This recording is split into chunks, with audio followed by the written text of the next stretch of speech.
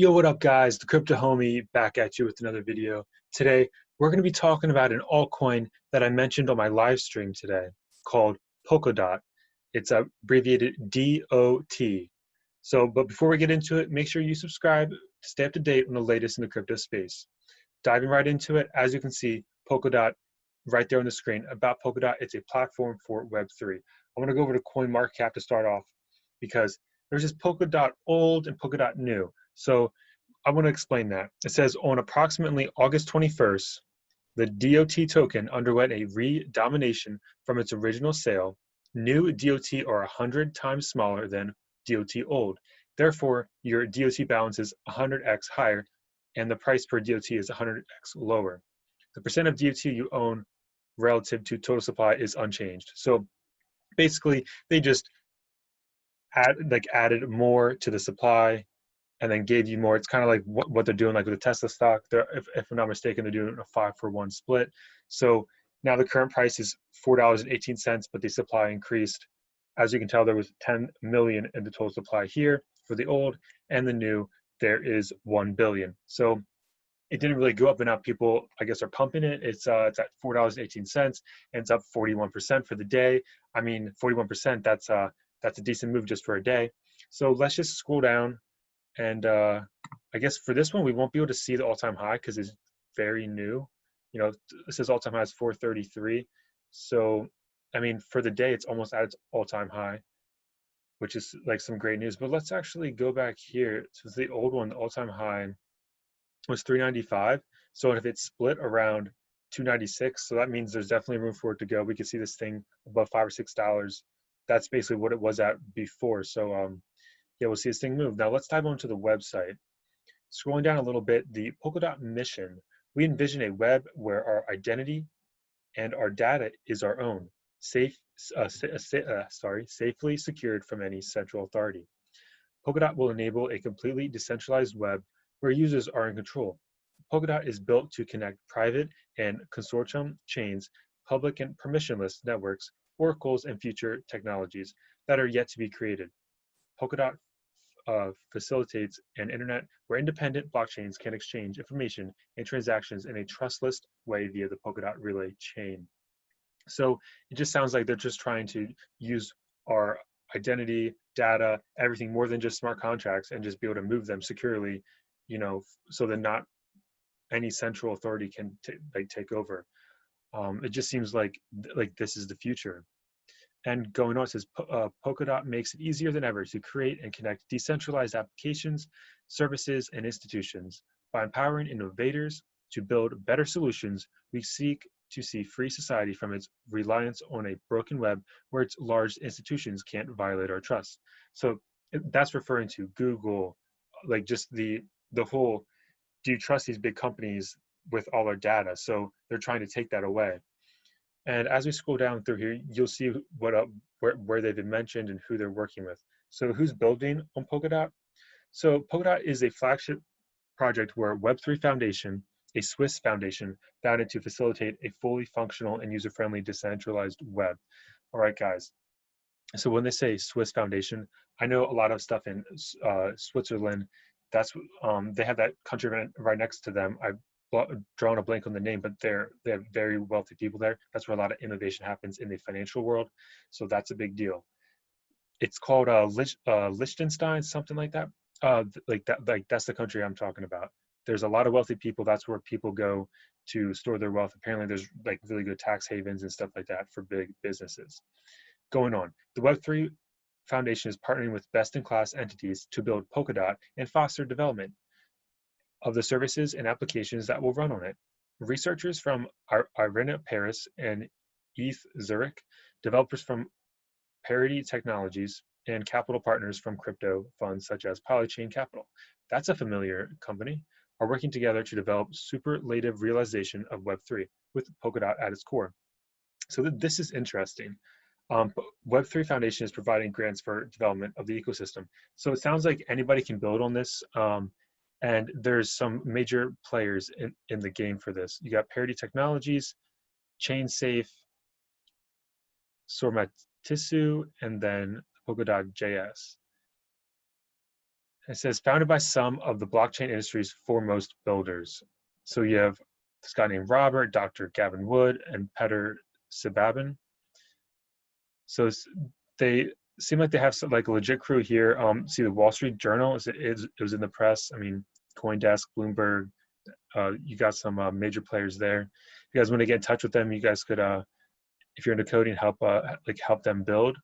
But moving on to the technology side, they just say a scalable, interoperable, and secure network protocol for the next web. So it just sounds like they're trying to truly make that web 3.0. They're trying to truly make it to where there's no central authority in charge of anything. So it'll be interesting to see them make this happen. And going on, any type of data across any type of blockchain. Polkadot is a network protocol that allows arbitrary data, not just tokens, to be transferred across blockchains. Guys, this is major. This is a big deal. So not just sending an ERC20 token or some other token across the blockchain. You're talking about data. So like you could have a database essentially that's decentralized, which is, you know, I mean, they're already out there, but like, let's see if they can do that, especially like with, like, let's say with passports, driver's license, just stuff like that, deeds, you know, for your title for your car, just etc. Like stuff like that. This means Polkadot is a true multi-chain application environment where things like cross-chain registries and cross-chain computation are possible. Polkadot can transfer this data across public, open, permissionless blockchains, as well as private permissioned blockchains. Interesting, so it can work with private and non-private blockchains, so ones that are centralized and ones that aren't. So that's a good functionality.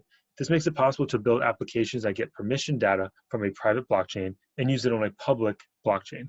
For instance, a school's private permissioned academic records chain could send a proof to a degree verification smart contract on a public chain. It's like when you graduate college, you go get a job. They're like, oh, you know, you got to send your transcripts to this new job. So you pay like $10 to get them sent. Here, this could all be done in a matter of seconds with this Polkadot. So just scrolling down, it just says the network glossary. Polkadot unites a network of heterogeneous blockchains called parachains and parathreads. I like how they throw science into this. These chains connect to and are secured by Polkadot relay chain. They can also connect with external networks via bridges. So connecting the dots, so you have a relay chain, parachain, parathreads, and bridges. So the relay chain is the heart of Polkadot. It's responsible for networks, shared security, consensus, and cross-chain interoperability. The parachains are sovereign blockchains that can have their own tokens and optimize their functionality for specific use cases. Parathreads, similar to parachains, but with a pay-as-you-go model, more economical for blockchains that don't need continuous connectivity to the network. And bridges allow parachains and parathreads to connect and communicate with external networks such as Ethereum and Bitcoin. That's pretty interesting right there. The consensus rules are the nominators, which are secure the relay chain by selecting trustworthy validators and staking dots. Validators, to secure the relay chain by staking dots, validating proofs from collators, and participating in consensus and other validators. Collators maintain shards by collecting shard transactions from users and producing proofs for validator. The fishermen monitor the network and report bad behaviors to validators, collators, and any parachain full node can be performed, the fisherman rule. So that was the consensus rules. And last is the governance rules, the council members and the technical committee. The council members elected to represent passive stakeholders in two primary governance rules: proposing referenda and vetoing dangerous or malicious referenda. So it just sounds like they're just trying to prevent something bad from happening. If let's say bad group of people get control and want to change something to the worse. And then the technical committee, composed of teams actively building Polkadot, can propose emergency referenda together with the council for fast-tracked voting and implementation. So it just sounds like they're there in case something goes really bad, then they can fix it and get everything on going. But I just want to go back to CoinMarketCap and just say, you see this thing at up 40%. Let's just refresh the page right now, see what we're at. So it's up 42% right now at the time of this recording. You know, there is not a market cap as of right now posted here. If we go back to the old one, there still was not a market cap there either. So they basically just added more to the total supply, and now we'll see what the market cap is. And this thing sounds like it's probably low. Like whenever I see stuff like this with the question mark, they're usually on the lower side, like less than 100 million market cap. So we shall see what happens. And I did want to finish the video off with showing where you guys can purchase it if you're interested. If you're based in the United States, Kraken has a USD pair. If you're allowed to use Binance.com, you can use it with USDT or Bitcoin.